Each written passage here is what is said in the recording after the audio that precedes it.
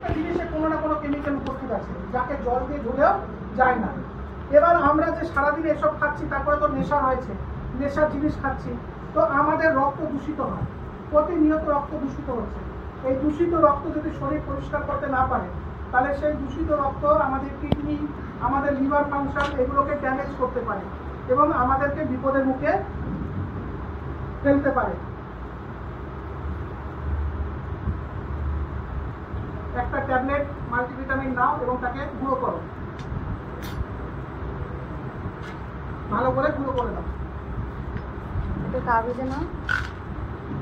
হ্যাঁ, কাগজে হবে না, এইটাই না, এমনি কাগজ। দামে না, কি করে হবে? ওই জন্য বললাম না।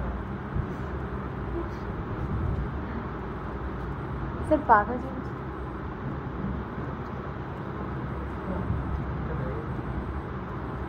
কেন আমার ঠাকুমা কি বলতো, বুদ্ধি থাকলে ঘর জামাই থাকবে না।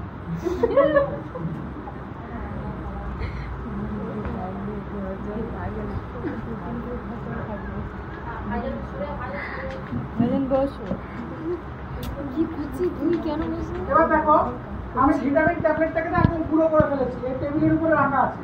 তোমরা এরকম একটা মাল্টিভিটামিন ট্যাবলেট নেবে ছোট, তাকে গুঁড়ো করে নাও। ডেমো করার জন্য গুঁড়োটা দরকার, কেন নাহলে বলতে টাইম লাগবে। আমি যদি পুরোপুরি ছেড়ে দিই তাহলে বলবে, তারপরে কাজ হবে।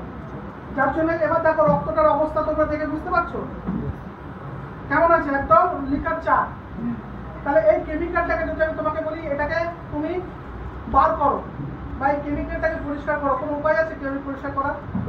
প্রতিনিয়ত সিস্টেমেটিক্যালি আমাদের ব্লাড এইভাবে দূষিত হচ্ছে, এইভাবে শরীরের মধ্যে টক্সিন বাড়ছে।